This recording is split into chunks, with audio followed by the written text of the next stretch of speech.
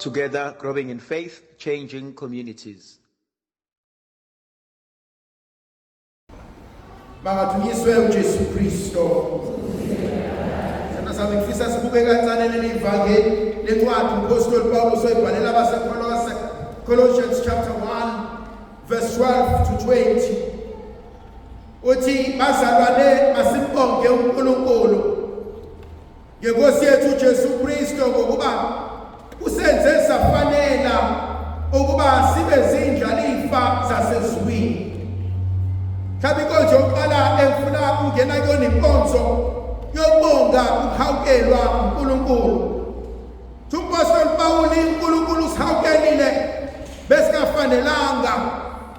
Bese mhlawumbe ngihambe ngiyobuka kulela vangeli nangu lona oyisilelesi bekhala kuJesu athi awuke ube nomusa kumina engiyisoni. Mhlawumbe le nkonzo kumina namhlanje ivuka ihlale ibe inkonzo yokuhawukelwa uNkulunkulu, kube inkonzo yokufumana umusa kaJehova, kube inkonzo yokunikezwa ebesidinga kodwa singakufanele, ebesidinga kodwa singenawo amandla okuyitholela, ebesidinga kodwa uNkulunkulu asethe thina namhlanje uzosinikeza kona. Inkonzo yami yokuqala leyo ilele enkonzweni yokumbonga uNkulunkulu ngakho konke okuhle asenzele kona, ayikona nafisa sibe ikona. Inkonzo yami yesibili uNkulunkulu ayibekayo ithi kumina inkonzo yokuthi yena uyinswebu kaNkulunkulu. Yena uma ngifuna ukubona uBaba mangihlale eNkosini uJesu ngoba yiyona ezongenzela konke ibe uphila empilweni zami. Phuzu lami lesithathu elingithintayo lithi konke kwavela ngaye, konke kusuka kuyena, yena uyinsika yakho konke, yena uphilisa konke, yena ulungisa konke.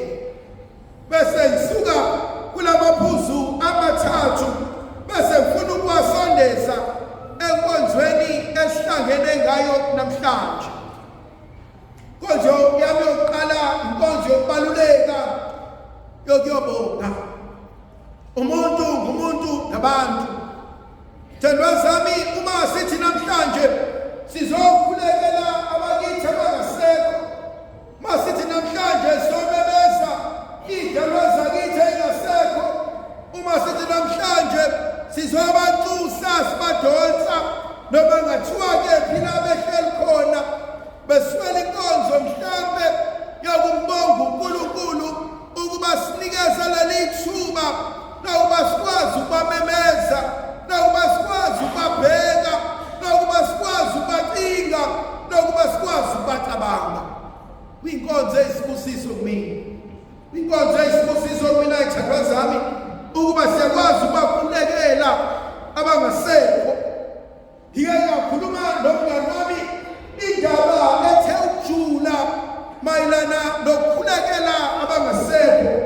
Ngike ngakhuluma nomngani wami inkonzo ebaluleke kangaka yokumemeza abangasekho. Athi mayikhuluma nami ebese kuyahlala enhlizweni yami ukuthi wazi wayikhuluma into abanye bethu asebeyilibele, wazi wayikhuluma into abanye bethu asebeyikhohlile. Thandwa zami, le nkonzo ijulile kumina. Ebusuku ngakusasa before ngiye kusasa emiseni akuve kubalulekile ukuba mawusondele empephweni yasekhaya, mawusondele ey'banini zasekhaya, mawusalungisela le nkonzo yenu selingcwele, akuve kubalulekile ukuya kubona babize ngamagama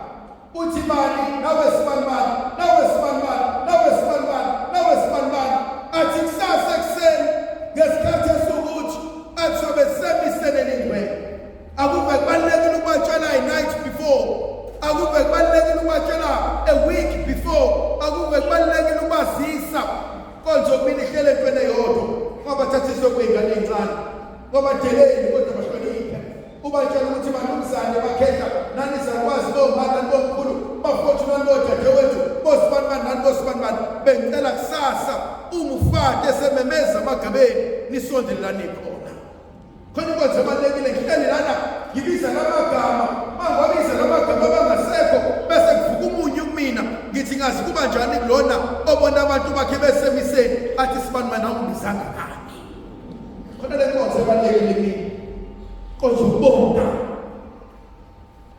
yethu bazami awusoze waba umuntu awusoze waba utho awusoze waphumelela uma ukhohlwa umndeni ophuma kuwona khona lento ebalekile kumele inkono nokufundiswa nokuba ngono kungashintshi yona inkonzo yokuzazi uvela ekhaya elinjani yabona mina kunento engihluphayo uma mina njengengane ngihamba ngiphathe obhaskiti namaplastiki njalo kufike ngiyonikeza laphana ka-anti ngiyonikeza laphana komakhelwane ngiyonikeza laphana kasibanibani kodwa emzini kababa angikaze kulethwe lutho ngiyahlala kwesinye isikhathi ngibuke amakhono kaNkulunkulu enza konke enikela konke kodwa angikaze ngikhumbule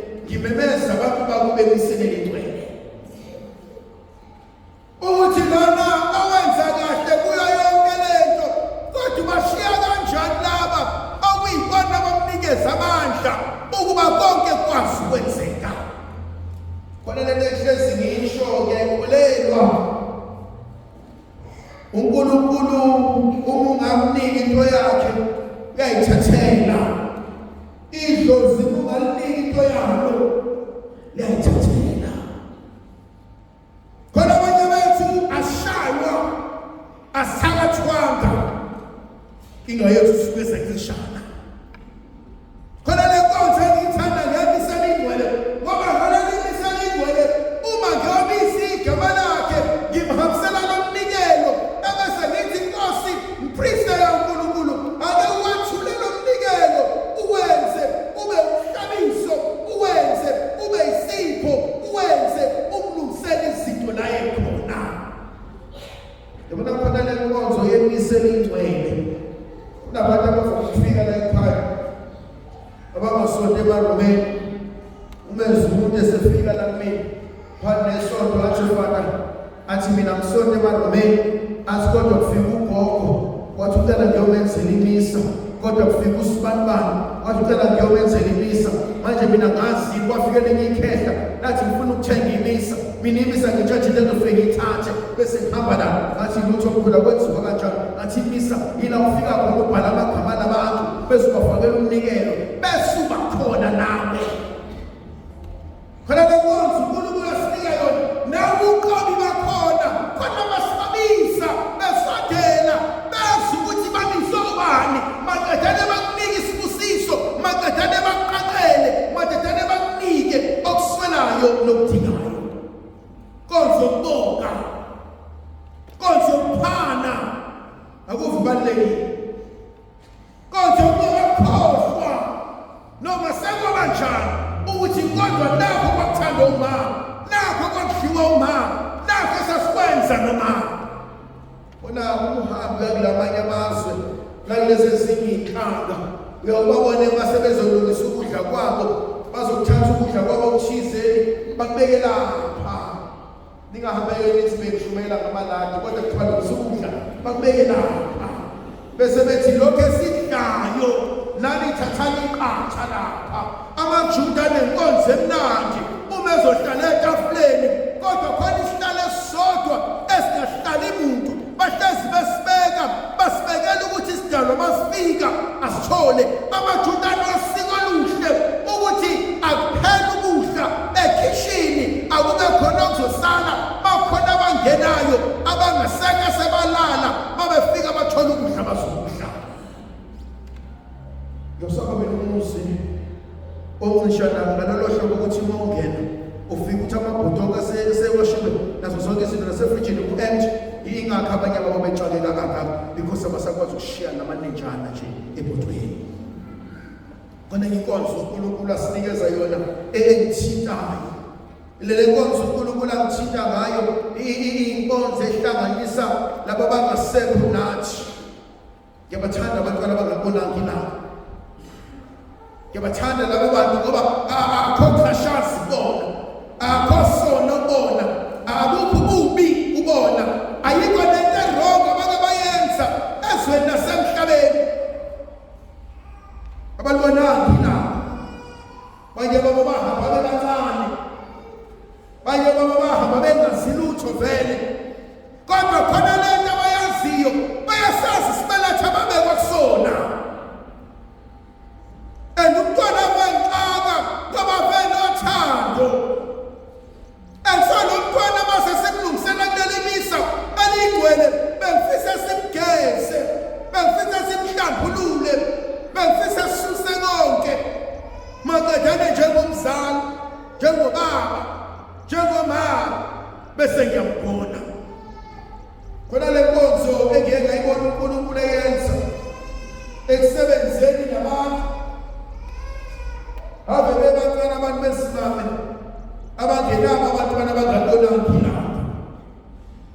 Khona umuntu athi maqhamuka uthi uyakhuluma ezinye izinto bese uthi thishu uthi awuzofunana wena la bese kanako mama nginakile kodwa ukuthi lokuthi bese understand ukuthi hayibo abahambi yedwa omnyama eqhamuka athi thishu bese uthola abantu balaba abangaka ohamba nabo athi hayi mina ngihamba lutho ngoba phela abanye bethu abazazi lezazi nje noma bayibonanga noma abajwayelanga kodwa laba bayacabana ngoba bahlezi benebathele bathi mina ngihamba nosibani bami.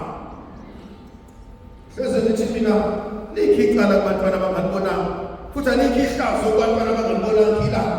Mhlawumbe mina inkinga yami ukuthi bengazi kodwa masengazi ngiyayibabike kuNkulunkulu ukuthi uNkulunkulu somandla okungidlula ukwenza mina ngokuthi bami cela ungilungisele wena ngamandla nangomusa nangegrasiya lakho.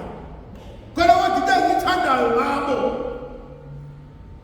nalensizwe engiyithandayo engiyibize ngegama kodwa yayingumongameli. Hey, ngiyayithanda le nsizwe yayingumongameli. Ngiyibize ngegama kodwa uthi yabo osazithi ubonile uthi uyishanga apha bihleka yabo kodwa ngiyayithanda le nsizwa inesinye isibunge, le nsizwa inelinye ithonya kodwa le nsizwa isebenza ngabantwana abangabonanga ilanga. Why?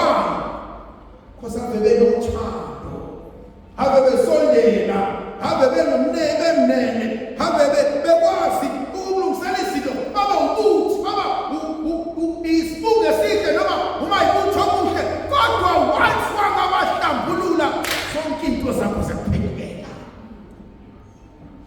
Kuthi kade kuhle khamba kahle. Sekuthiwa uSibani useshawa into zakhe, cha sibani bashawa into zakhe. USibani usunoba yinuku. Yakwazi ukudlalisa ingane kanti ingane sigangile uthi uyayiphakamisa ukuthi phafu. Uthi uyayiphakamisa ukuthi phafu. Bonke umuntu uyayithatha idlulisele kuwena kanjani abantwana abangalibonanga ilanga. Monga bahlambululanga baba kade bebahle bazoba isitha kuwena. Kade bekulungisela bazokubhidlisela sonke izinto.